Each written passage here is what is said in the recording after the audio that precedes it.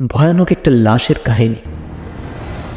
ঘটনাটি ঘটেছিল ডোহার থানার চরজয়পাড়া নামক গ্রামের এসটি বাড়ির সামনে সেই রাস্তায়, যেখানে একটা কালভার্ট আছে আর তার ঠিক পাশেই আছে একটা বড় ঝোপ।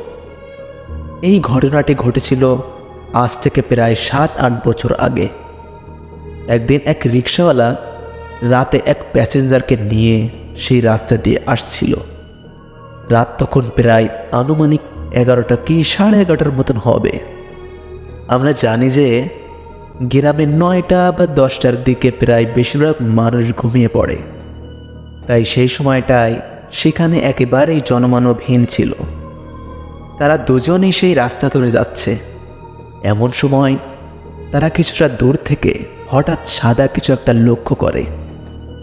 তারা যখন সেই কালভার্টের কাছাকাছি জায়গায় গেল, তখন তারা দেখল যে কালভার্টের উপর সাদা কাপড় পরা একটা লাশ শুয়ে আছে।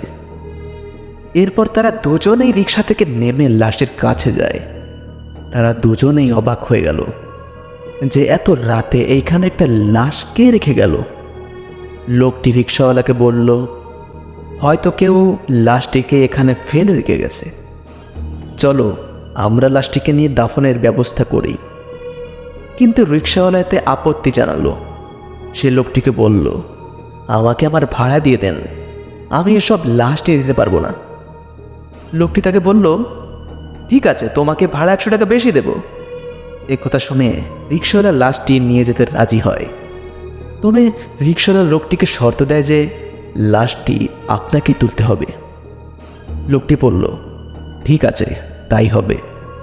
তারপর লোকটি লাশের কাছে গিয়ে মুখের কাপড় তুলতেই দেখতে পায় লাশটি চোখ খোলা অবস্থায় তাকিয়ে আছে।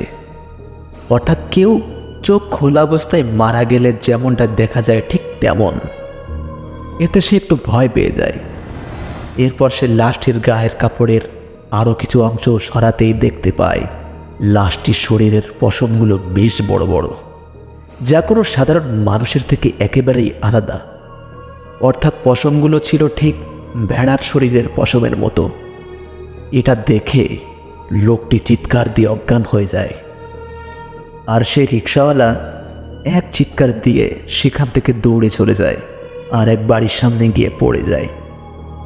সেখানে তার কথা শুনে লোকজন সেখানে যায়, কিন্তু অনেক খোঁজাখুঁজি করেও সেখানে কোনো লাশ পাওয়া যায়নি। এমনকি সেই লোকটিও সেখানে আর পাওয়া গেল না। পরদিন সকালে সেই কালভার্টের নিচে সেই লোকটির লাশ পাওয়া যায়, কাদা অর্ধেক গাড়া অবস্থায়।